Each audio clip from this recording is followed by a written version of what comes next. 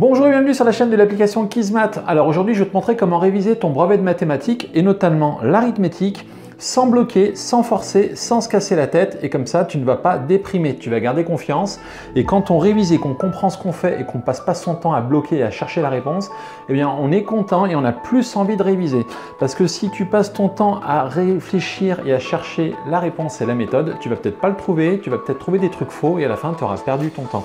Donc c'est un élève qui m'a envoyé par mail cet exercice que je vais te montrer de brevet sur l'arithmétique et cet élève m'a dit est-ce qu'il faut que je réfléchisse parce qu'on m'a dit que pour réviser les maths, il fallait réfléchir et bloquer et faire des efforts.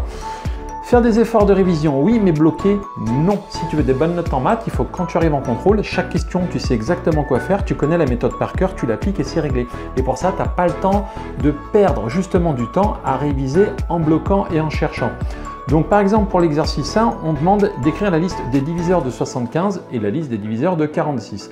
Et bien au lieu de chercher des trucs complètement bidons et de perdre ton temps, tu vas dans l'application Quizmath, il y a un chapitre qui s'appelle arithmétique, multiples, diviseurs, PGCD, et oui, tout ce qui est un petit peu chiant, c'est au même endroit cette année.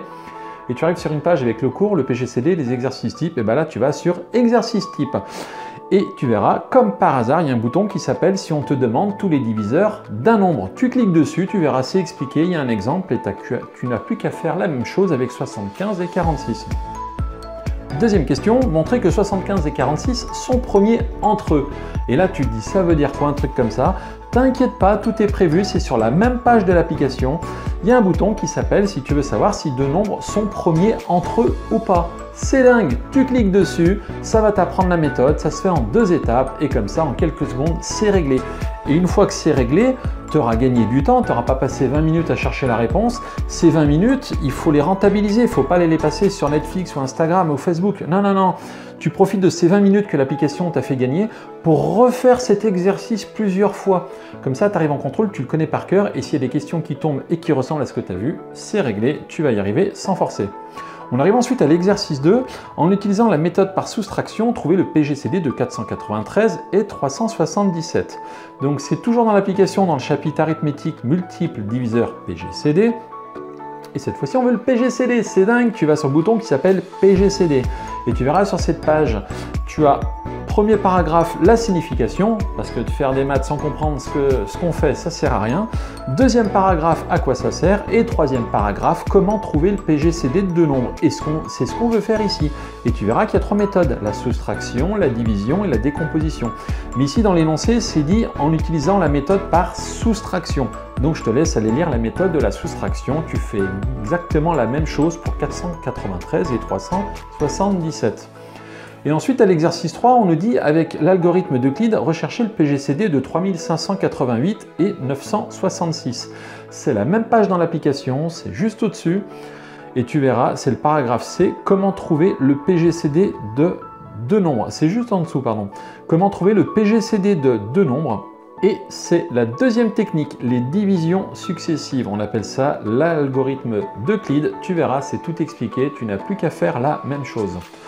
Et ensuite, dernière question, question 2, simplifier la fraction 966 sur 3588 pour la rendre irréductible. Même page, juste au-dessus, cette fois-ci je ne me trompe pas, c'est le paragraphe B. À quoi ça sert le PGCD de deux nombres? Eh bien ça sert notamment à simplifier une fraction en un coup. Et c'est le paragraphe petit 1, tu verras, il y a un exemple qui va t'expliquer à quoi ça sert. Donc, si tu as des doutes en maths, il ne faut pas que tu révises en bloquant. Sinon, pendant 1 heure, tu vas passer ton temps à chercher une réponse. Ce que tu as fait, ça sera peut-être faux. Tu vas prendre des mauvais réflexes. Et au bout d'1 heure, tu auras passé une bonne heure à réviser. Tu vas dire, tiens, je suis content de moi, j'ai beaucoup révisé. Et non, c'est de la merde ce que tu as fait. Je suis désolé, ce n'est pas le temps de révision qui est important. C'est le fait de répéter plusieurs exercices plusieurs fois sans se tromper pour que ça devienne des automatismes. Et pour ça, il te faut des méthodes. Et pour ça, c'est tout dans l'application Quizmath. Elle va t'apprendre 90% des questions qui tombent en contrôle avec une méthode. Comment tu veux te rater? 90% de 20 sur 20, ça fait 18 sur 20. Voilà, si cette vidéo t'a plu, n'hésite pas à partager auprès de tes amis pour qu'ils arrêtent de bloquer en mathématiques.